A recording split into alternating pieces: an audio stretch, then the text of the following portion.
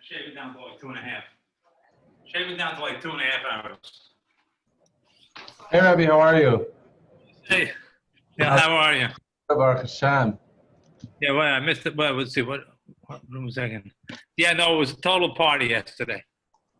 I'm still in the middle of watching it. I have like a little bit left. I'm running in and out. I was told I need to Definitely.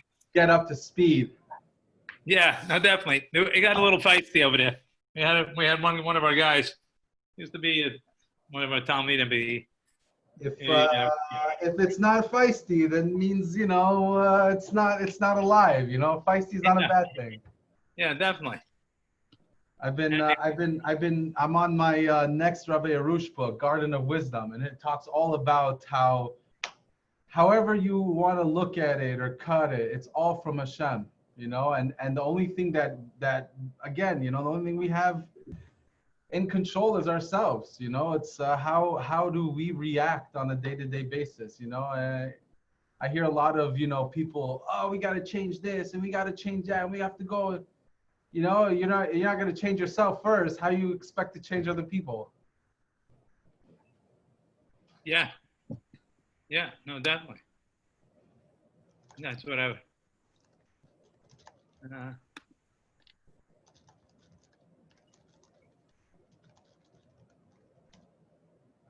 Yeah, no, definitely. What's going on in Detroit? Things are pretty are hopping over there? No. Things are quiet. Things are quiet.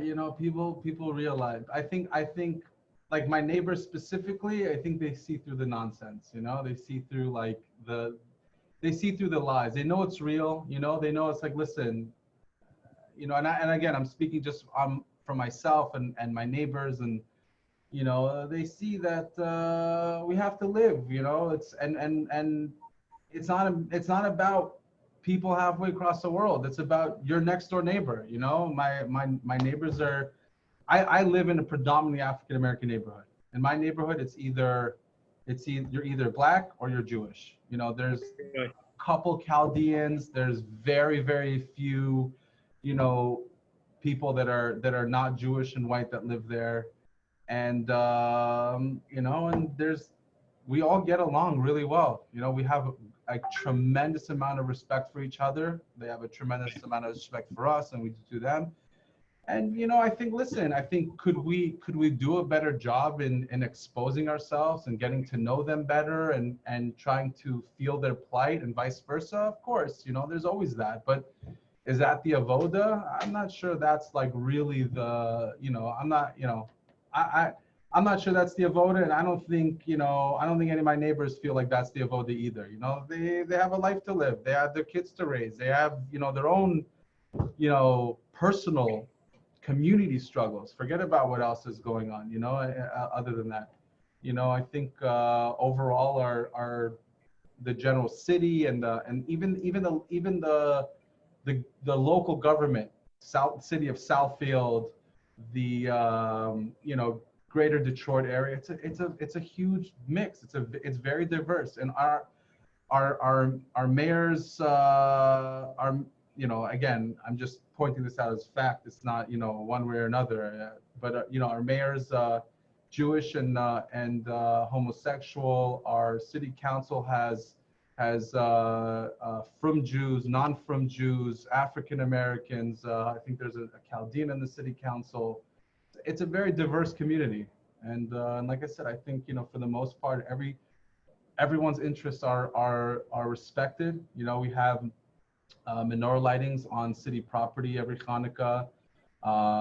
There's plenty of other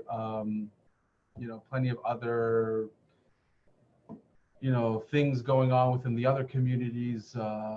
Christian, Muslim, Jewish, black, white. The works. And I think it's a great way to see the diversity in action in the right way. Right. Yeah. Anyway, so I don't know exactly where the discussion is going to go, but yesterday we talked about a few different things. I don't know if Yaakov, you were involved in that, but it was basically you're looking at the the video of it, it gets pretty labadic. Everybody has their opinions.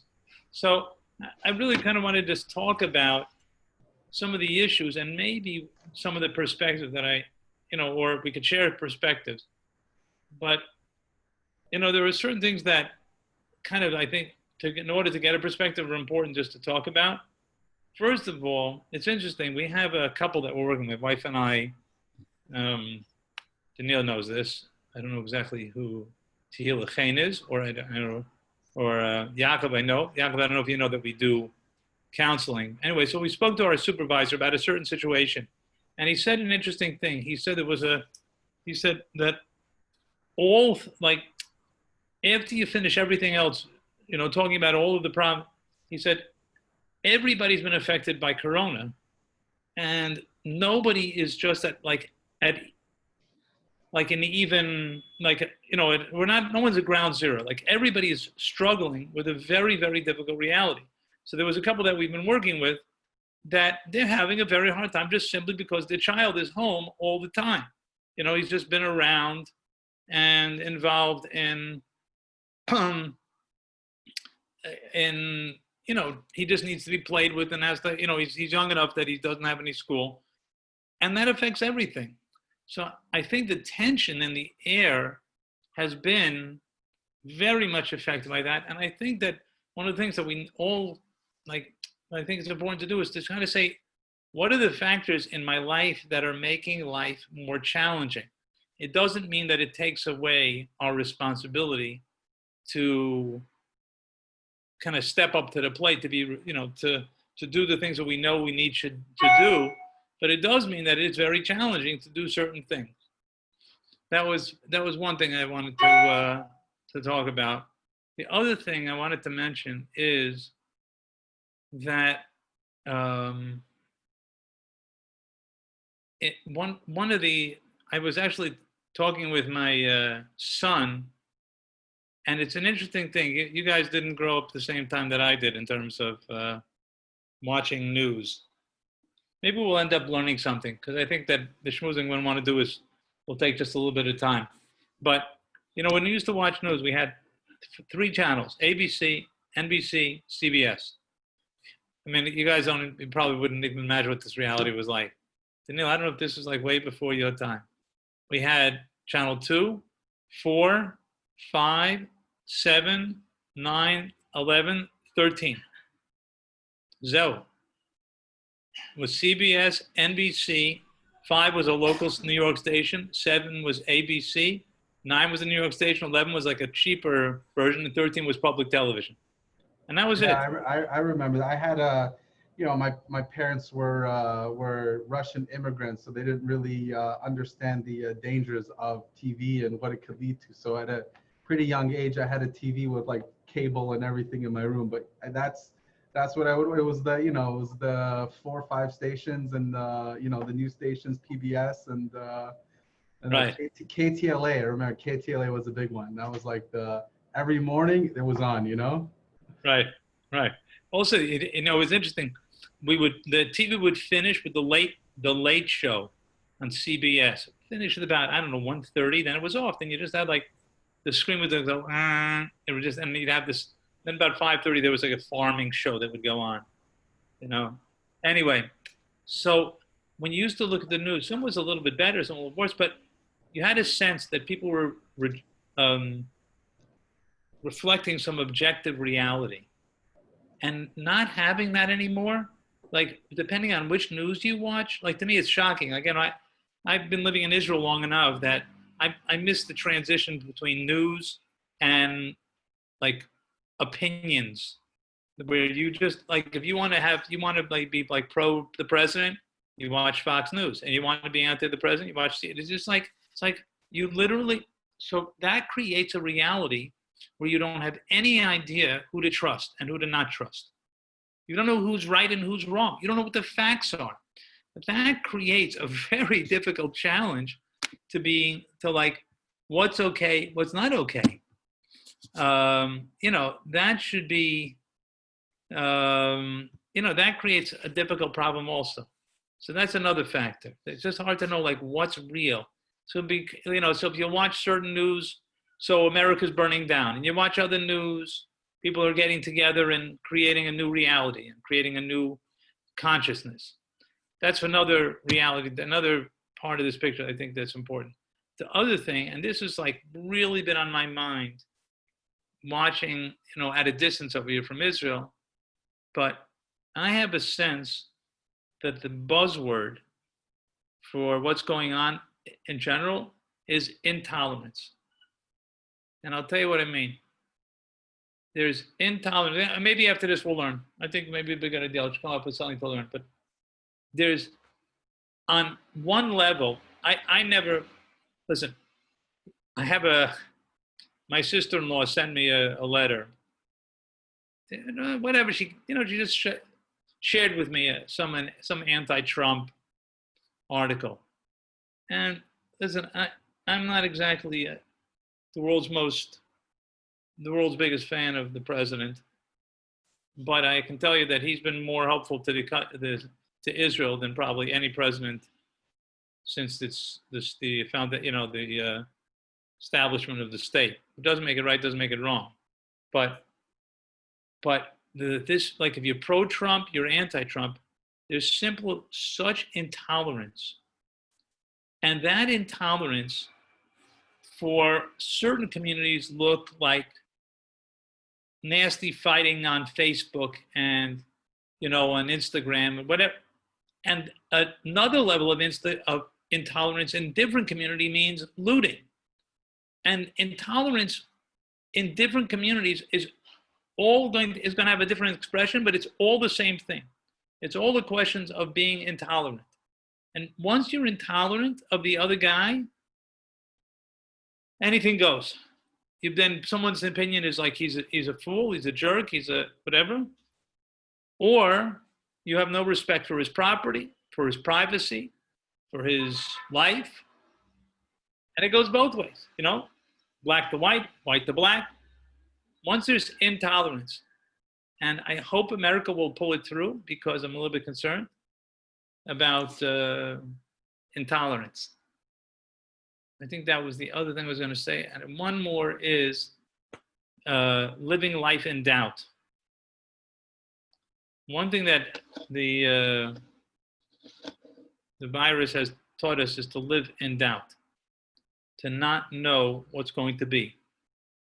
And that's an amazing reality if we can grab onto it, in terms of not being in charge of what we thought we were in charge of. I even saw an article today. There's a very big mashgiach. His name is Reuven Leuchter. He said that came in just in time, David. Rav Reuven Leuchter is a big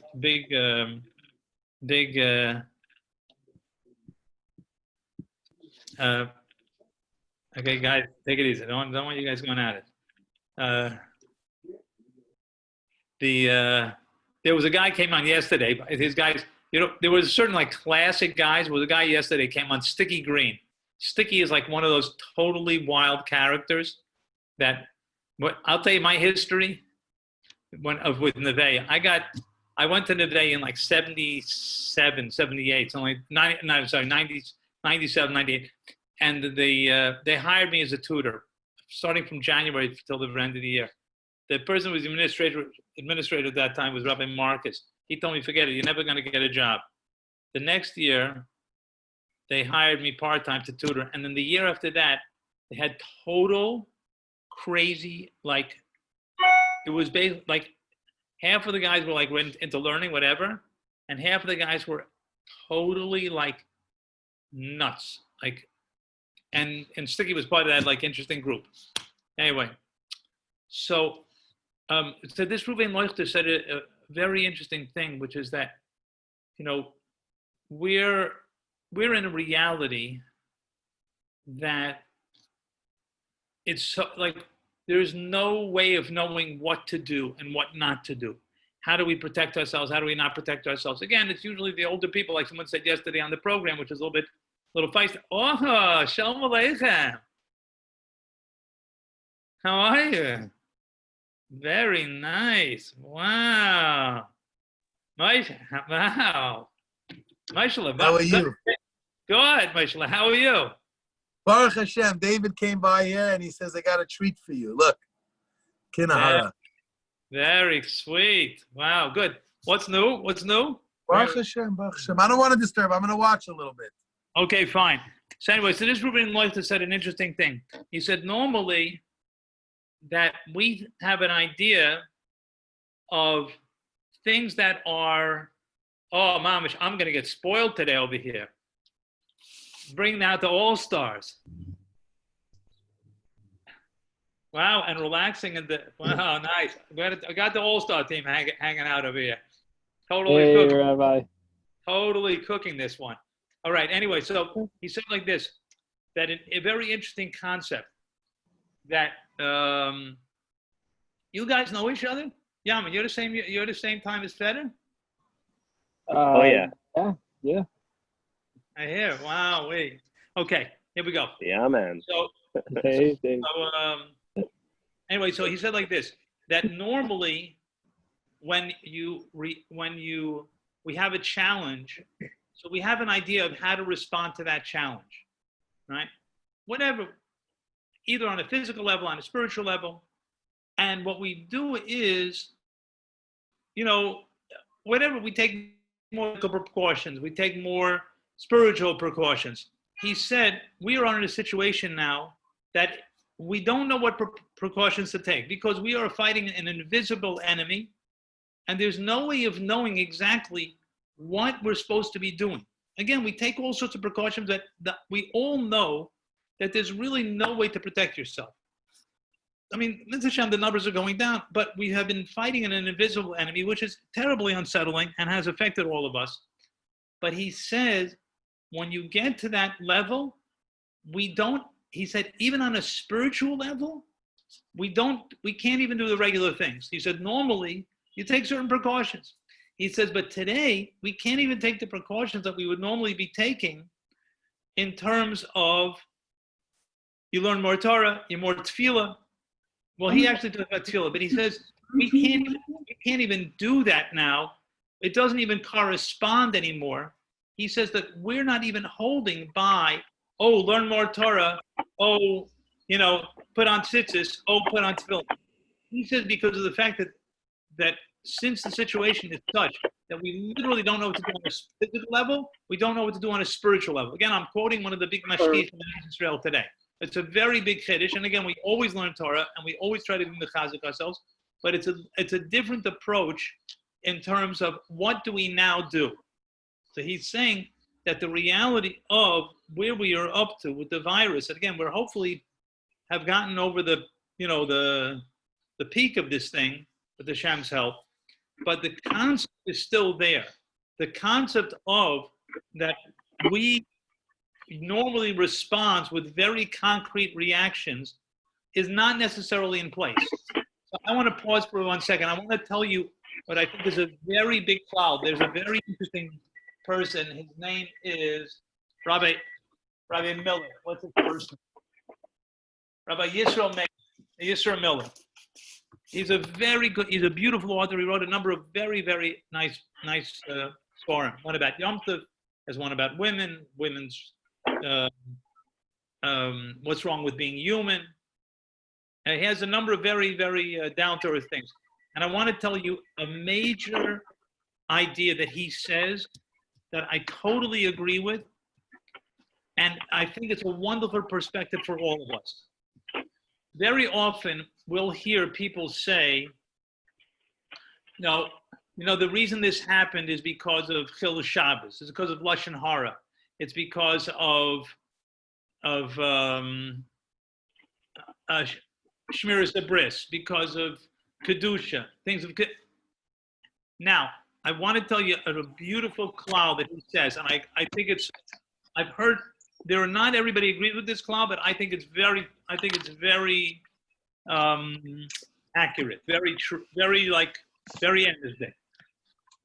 The Mash, when he goes to Poland, I don't know for the guys that have been and maybe remember, the Mash always talks about a certain Gadol that wrote a list of all the things that his generation, and he wrote it in the 30s, was doing wrong. And very strong things about the list of how that generation was falling short. Shabbos, Chilul Shabbos, and Tznius, all sorts of things. However, Rav Miller says, this is Rav Yisrael Miller, says, that is all well and fine before the fact. After the fact, we don't know. Which means a person, when you're dealing with the Holocaust, for example, again, the Holocaust is the most extreme situation. But when you deal with the Holocaust, when you're before the fact, you can say, we need to be Mekazik this, right? We have to work on this.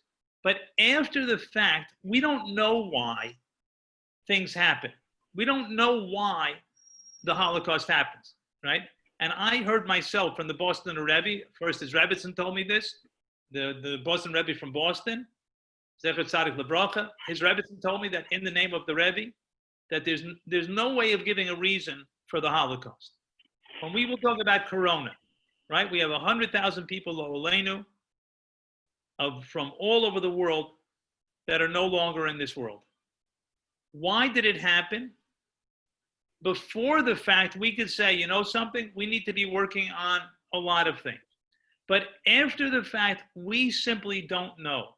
And to say that we do know is somewhat irresponsible and somewhat callous.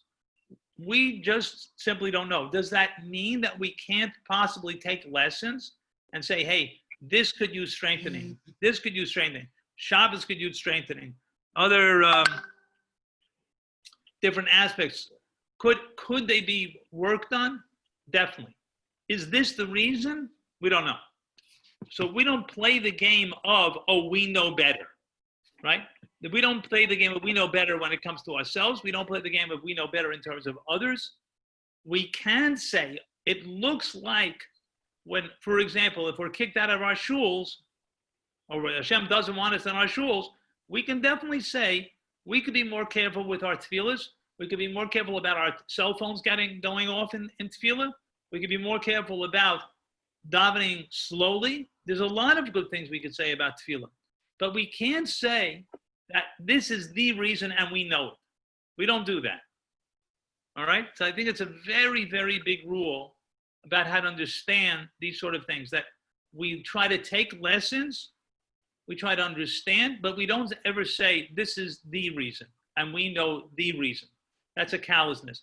And one of the best proofs is, I'll just tell you, someone just, Yosef is asking me, just 1 second. Yeah.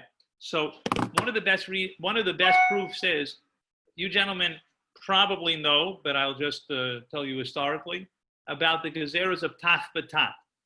One of the absolutely most devastating parts of Jewish history was in 1648-49. There was a Polish, Ukrainian peasant leader, Bogdan Kalmanenki.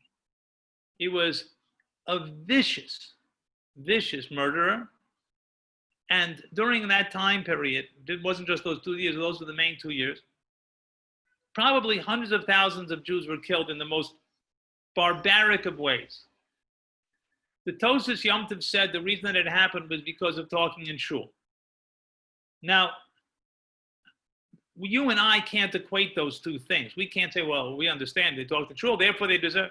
We don't understand how Hashem's measurements work. So only if we have our Gedolim that kind of open up our eyes and say certain things. But again, I don't want to get too far afield, but the basic idea is we are allowed to learn the lessons, but we shouldn't say this is the lesson. Okay, getting back to Reb Leuchter.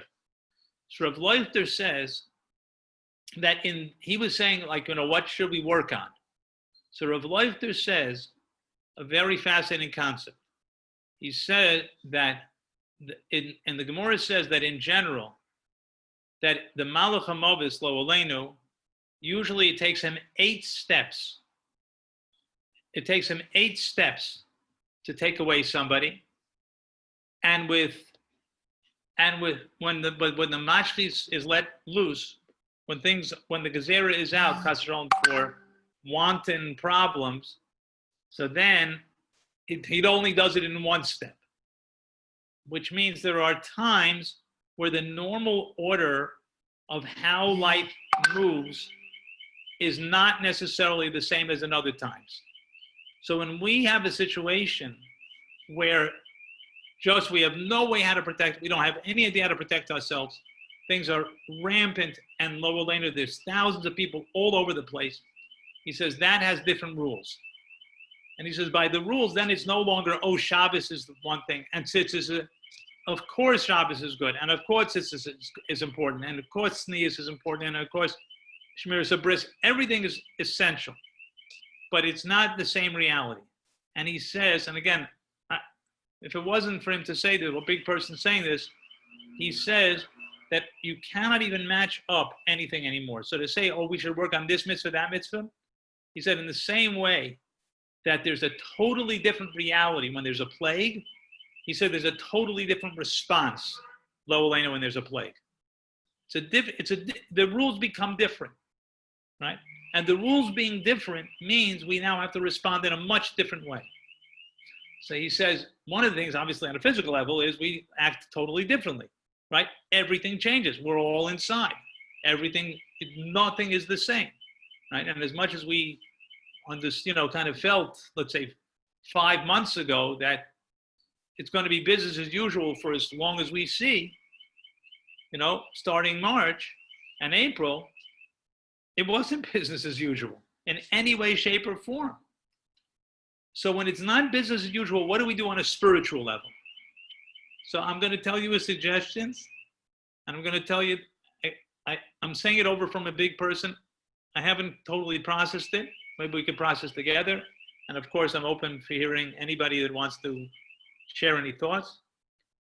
The idea is we want to make, in the same way that it's a qualitatively different world, and on a physical level, we're qualitatively living a different life, right? Again, we're getting a little bit back to normal. Honestly, in Eretz Yisrael, it's definitely much more back to normal. Netanyahu is concerned, he may shut things down, but in general, you walk on the street, people do basically wear masks. In shul, they basically do wear a mask, but it's pretty much business as usual, pretty much. In terms of now they opened up, chassidus can have 250 people, whatever. Things have changed over here for the better, hopefully soon by all of us. But the reality has changed totally for all of us. So on a spiritual level, what does that mean to have our reality change totally, right? And again, Jews are not big into jumping. We don't like to jump and say, hey, let's jump totally on our avoda. We don't do that. On the other hand, what he said was that the response that Aaron gave when the plague hit and the mashkis was let loose was to bring the kataris. The kataris is taking all there's 11 different spices, burning them all up to Hashem. Total dedication to Hashem. And the 11 represents the 11 Shvatim. I don't know, again, I'm not sure if it's Levi doesn't get counted, Yosef doesn't, not sure, but it represents the Shvatim. And it all gets dedicated to Hashem. So he says, the response, in the same way that there's a total change on a physical level, he said there is to be a total different response on a spiritual level. And that means, he gives two suggestions. He gives two suggestions. One suggestion is in our davening.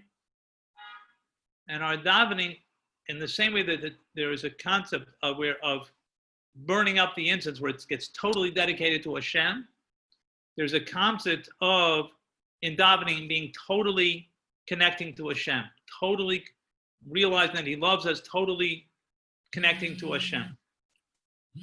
So that idea, let me just tell you, actually, let me pause. First of all, does anybody want to say anything? Please feel free. Speak up. Okay, we'll go into it then. I want to tell you, a lot of us have kind of I don't want to call it a misunderstanding, but maybe not a full understanding of tefillah. And tefillah is one of these great institutions. And honestly, I don't know if you guys have that opportunity. Some of you guys have kids, so it wasn't the same. When I was davening at home, it was like I think I discussed it with David, but I think David, we discussed this, but like without the kids, it was, without anybody around, just like, and I got back to Minyan, the Baal, Shalik Tzibah is a little too fast, and this guy's like, whatever, makes a little bit too much noise. His phone goes off, create the Torah, you can't really hear it. And you get involved, instead of like you and Hashem, it's like you and the tzibur.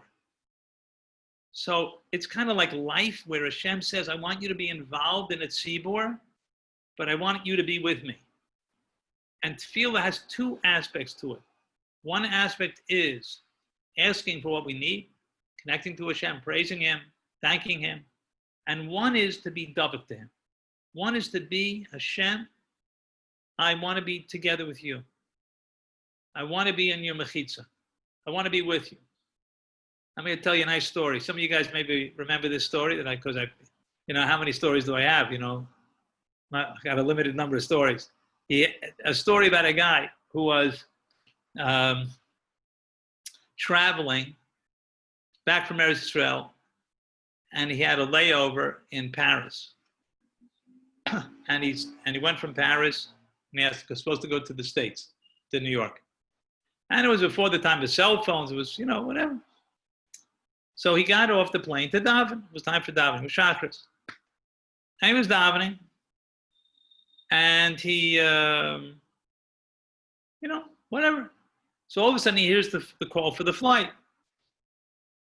And he doesn't really budge. He doesn't hurry up. Second call. Third call. And then that's the end. And he misses the flight. And he goes to the agent and he told him he was sorry, he was involved in his prayers and misses the flight. Okay. Gets another flight. They're very helpful. Gets another flight. Gets on the flight, calls the States, tells them he's going to be taking on the next flight. He missed the other flight. Fine, no problem. He gets off the plane and they asked him, what happened? What? He said, I missed the flight. I was davening. So they said, well, did you know that the flight, that like they were calling for the flight? So he said, yeah, I heard. I heard that they were calling for the flight. So, like, what happened? Why didn't you get into the flight? He said, what can I tell you? I was enjoying the company. Where was I going to go? I was enjoying the company. A certain amount of us enjoying being with Hashem. And I'm going to say, I'm telling you, I'm saying the words. I wish I was like living it as deeply as I would like. Hopefully, maybe a step closer because of this whole thing. But there's a part of tefillah where we're not asking for anything, right? We're not talking about, parnasa and even health, even though it's an extremely important thing to be davening for. But we're not talking about health. We're not talking about das. We're talking about Hashem. I want to be with you. I want to be with you. Rabbi Nachman, beginning of his day, used to say, Hashem, I want that whatever I do today, however I move, however I speak, I want to be Dovid. I want you to move me in the right direction. I once heard this story by Rav Aaron Kaliner. Rav Aaron Agadol of Karlin. He was the first of the Karlinas. He was 11 years old. I heard this, he was 11. They found him, he was crying terribly. And they asked him, like, what's going on? Why are you crying? He said, because this is like the tzaddik story, is like the way up there to just know that our tzaddikim are not really like us. He said, I moved my hands today without thinking about it. So I'm crying because I can't believe I moved my hands without thinking about my avodah. So the idea is not that Chas V'Shalom is like, the idea is being in tune with Hashem. So that's one concept of what Rav Lecht is saying is when we're being connected, kind of moving a different level. Again, we're dealing with our daily stuff, but we want to be like with Hashem. Our Rabbi Schwab's uncle one of his uncles, was Mordechai Schwab Zatzal, was a big tzaddik. And I've heard the shmuz in different places also. But basically, you always want to be connecting. You have to go, and you can't learn. You can't. Shem, I really wish I could use this time to be connecting. That's one thing. The other thing he said is to be extremely aware of how we use our times, how we connect to Hashem. And he made a suggestion. I would say this is like the Litvische suggestion, which is comparable to his Bodedus. He said his Rebbe, Rav Shlomo Volbit, who was the Mash's Rebbe, used to keep a diary of his own personal avoda. You know, there's actually some interesting svarim. There's a lot of svarim I said we're going to learn. I just felt like I wanted to talk today about this situation, because I really feel like there's a lot of topics that, in a lot of aspects. But there's a wonderful sefer by the PSS called B'nai Machshava Tova, which talks about how a chabura works together, how they work with other people to work on your avoda. But the idea is to work on our avoda in a very panemius way, in a very internal way. I think one of the things that, again, we want to reflect on, the fact that we were home was at least in some degree to put us back in touch with our own personal reality. Because since we were involved with the world out there, and we kind of, you know, it's more fun. The world out there is more challenging. It's more, listen, we can't make money, so we're just hanging out by ourselves. But there's something about the world that, in our internal world, that just needs extra focus. So those two things, those two ideas. Let me just repeat what he said for some of the guys who came in a little bit late. The question is, what is our response to? I want to get to some of the other things too, but I want to get to in terms of the response of the corona, is to realize that Hashem put us in a totally different world. The rules became different on a physical level, on a spiritual level. Lo Aleinu, the Malach HaMavis, Lo Aleinu, jumped in a way he doesn't normally jump. When he jumps, we have to respond with a similar sort of jumping into a different reality. And that different reality both takes the place of tefillah, where we give ourselves over to Hashem, and we also become, on a second level, much more conscious and aware of the quality of our avoda, and that can be done in one of two ways, either by taking a diary and really taking private time and to discuss it, or he's supposed to do this like they would, like Rabbi Nachman would suggest.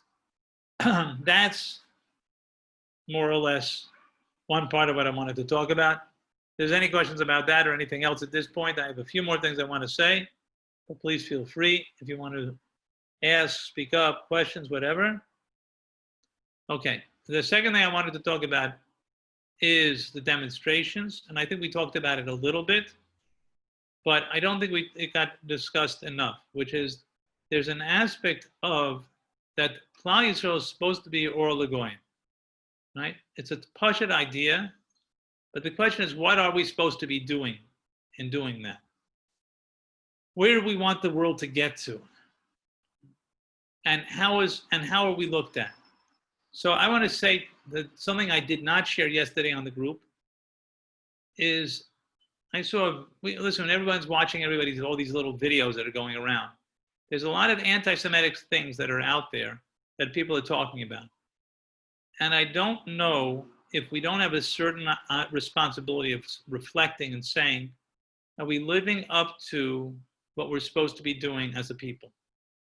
I get nervous about that because I think that we're good at making money, but we may not be able to sometimes say, hey, there's a larger context over there and I'm being looked at.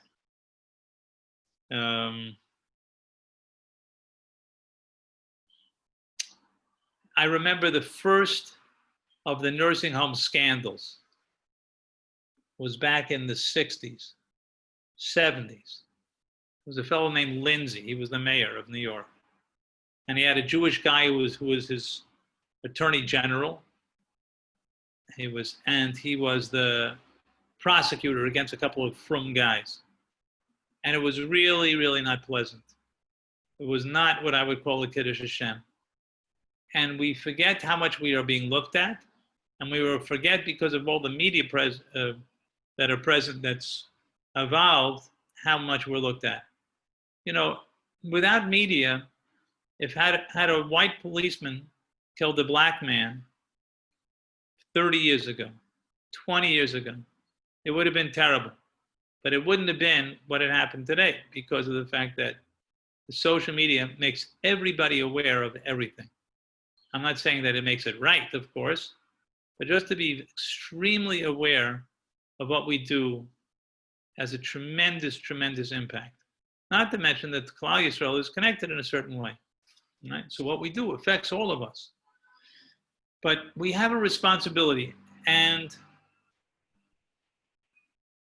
I want to tell you, some of it has to do with my own upbringing, but the way we're supposed to look at people is that people are Hashem's gift to this world. And we should look at the greatness in every person. And I often think about Avram Avinu. I mentioned it yesterday, but the Netziv says that Avram Avinu davened for Sodom, and he hated their actions. He hated how they behaved, but he was their Tati. And as the Tati, he still davens for them. We have to be davening. When we say we're davening for the malchus of the world, you know, for the governments, it means because of the fact that there's a certain expression that we want to see of decency in this world. And we are responsible for that, and we should feel that responsibility.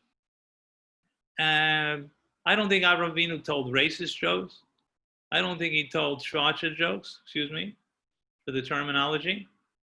Again, I have to that I'm particularly sensitive to it, and I know that I am, because my parents, Rabbi Charlop, were extremely strict with us, right?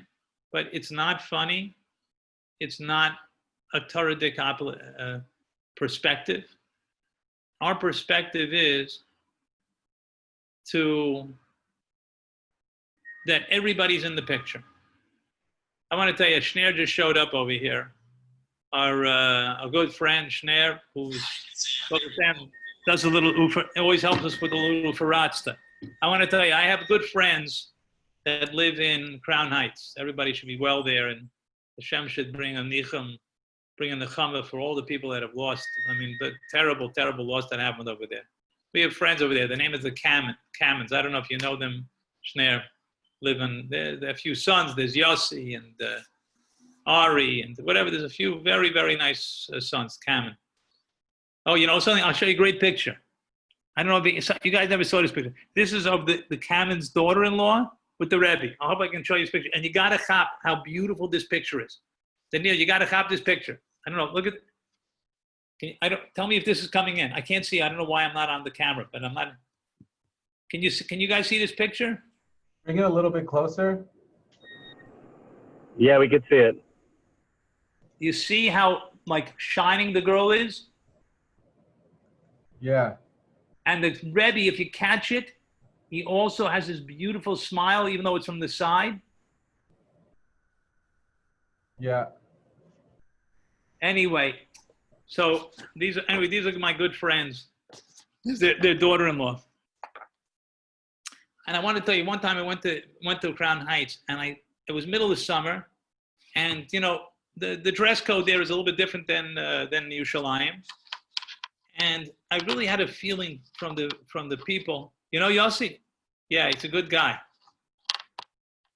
Oh, thank you, Daniel. Gimel Thomas next week. So what day is Gimel Thomas? It's going to be Thursday. I think it's Thursday. Yeah. Yeah, because we have Thursday. We have shiur on Thursday, so we'll have to do it for bring. Everybody has to bring their own. Bezras Hashem, I'll be at the oil. By the oil. Okay, Yeah. to Hashem, I'm going to send names. Kabalte. Strict rules, very strict rules, and how you do it. But God willing, I'll be there. It's Hashem. Very nice. Very exciting. Anyway, but the point is, when I was there, I had a sense that everybody is part of the Malchus. The black people, the white people, that everybody is in the Malchus. And that's the name of the game. And we have to have that view. So when we hear rioting going on, our reaction is chaval, that this is what's happening in Hashem's world. Not that whatever. They're just a bunch of vildechayas, they're a bunch of, wild, whatever. That's not the attitude that I think we're supposed to have. I don't think it means that we're not supposed to be realistic about different peoples and different kochos. And people have different abilities that they bring into the world. There are 70 nations, and the 70 nations each have something unique to bring to them. There are 70 souls that go to Mitzrayim because we're a miniature of the larger world, right? There's a reason that there's 70 nations and there's 70 Yidden that went to Mitzrayim is because they're the macrocosm, we're the microcosm, right? But in the same way that every Yid belongs, all the nations belong. Listen, there's an idea of using their kochos, but I don't have to stress this too much. So I think it's important for us I don't want to spend too much time on this, but I think it's important for us not to get too caught up with the politics, the bigotry, the small-mindedness. That's not what Klal Yisrael is supposed to be. That's not what a Torah approach is. Again, it doesn't mean we're innocent or ignorant of when people are falling and not doing things that really would be what Hashem wants from in this world, right? Hashem doesn't want stealing, he doesn't want killing, he doesn't want looting. It's not okay. But it doesn't mean that we don't give full covet to people. And I think that that's extremely important. And very often in the Jewish world, because we're in our own Dalet Amis, some people more, some people less, Daniel was saying that he's more involved because of his neighborhood and in the whole community there. But the more we're in our own world, the more it's a, what's the word? It's a challenge, let's say, to maintain a certain perspective. Okay, that was pretty much what I wanted to say. Just a general overview of this whole time period and the fact that it takes a much different sort of response than just kind of like, well, let's just be mechazik Shabbos and tzitzis, etc. And then this other idea, which is that the fact is that we have a responsibility to respond in a way of encouraging, building to people's growth, not being to be negative, derogatory. And I'll be honest with you, I just want to repeat it, and maybe I'll just finish with this, and everybody want to make any comments or questions. But I think the name of the game, what has been hitting me again and again, and I said it just a few minutes ago, but some of you guys might not have heard it, is what I think has been happening more and more is what I would call intolerance.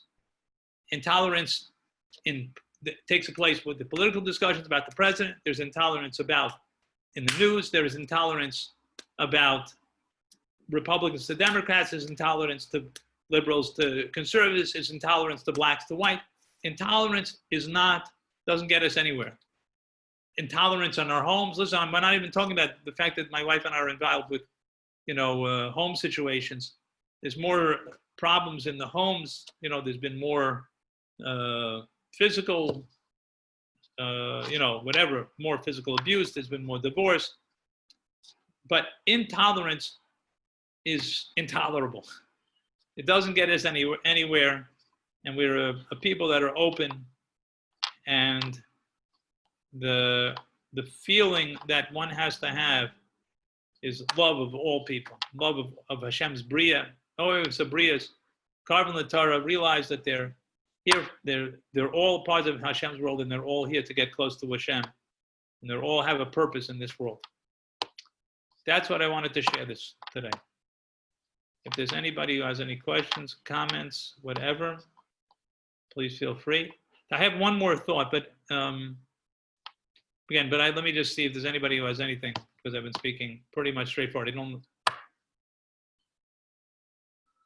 So let me just make one more comment, which is that in a time of din, we have to be more careful.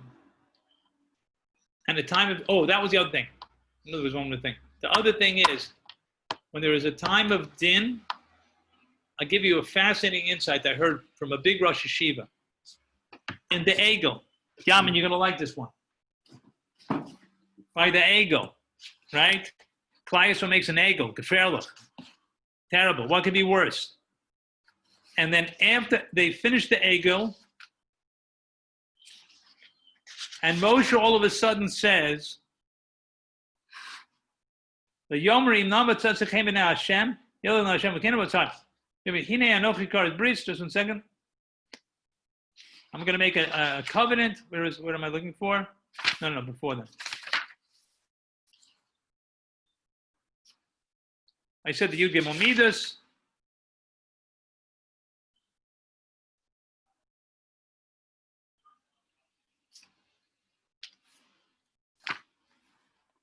Oh, so right after the Egel, Moshe Rabbeinu comes with a very unusual question, a response. He says, "V'yomar hareini noes kvodecha." Hashem, show me your glory. He says, and Hashem says, "I'll pass my honor before you." And then he tells them, "But you can't really see me." And I'll bring my covenant, and you'll speak by the rock, right? Whatever all this means. So I once heard, isn't that a very unusual timing for Moshe Rabbeinu? Klal Yisrael has just made an Egel. There's just made an Egel. Moshe Rabbeinu, Hareini noes kvodecha, show me your covenant. Moshe Rabbeinu, this is not exactly the right time for this question. Klal Yisrael's in danger, right? They just were saved by the skin of their teeth. So I heard from a big Rosh Yeshiva, Rav Meir Belsky Zatzal. It said that after a time of din, there was a time of great chesed. After World War II, it was a gewaltig expression of chesed. The Baisham helped Jewish Torah grow in the States, Torah grow in Eretz Yisrael. He helped the Jewish communities, shuls, Beis Yaakovs, yeshivas. It grew in a not normal way. Our generation, we weren't so innocent, but there was just, Hashem helped so many of us just grow and be normal and fine with all the complications that so many of us have to deal with today and the children have to deal with today. After a time of din, there's a chesed. Many of us are thinking Mashiach's for sure going to come. We don't know when Mashiach's going to come. That's not our business. But we should know that after a time of din, there's a time of chesed. So we have to be mispalel that the chesed should come out. But just to know that there's a connection to those land. We're not after the din yet. There still is din, but in the din, there's always an aftermath of chesed. So you have to be mispalel to be open to that chesed too. All right, gentlemen, anything else that you want to bring up, ask? Okay, Mr. Shem, so hopefully Thursday, we will get back to our Chumash. I just wanted to express a number of these things today. I think that it's important to try to get a perspective, discuss these topics, and to know that these are times which are confusing, not clear, and confusion means that we have to look for Hashem, and look to our Gedolim, and look into ourselves, say like, what do I do when it's not clear? And that's kind of the avoda. What do we do? It's not clear with the corona. It's not clear with politically. It's not clear. And not clear means we have to turn to bunch because there's no other way of getting, Shem takes the carpet under our legs and then that's the only way to go. Okay, gentlemen, anybody else? Anything else? Very Beautiful, good seeing everybody. What? Beautiful, Rob. That was very nice. Very good. Thank you very much. David, thank you for the treat. Lee gives my best regards to everyone. Good. Everybody should have Thank you very much. Okay. Amen. Great day. Thank you. Sei gesund.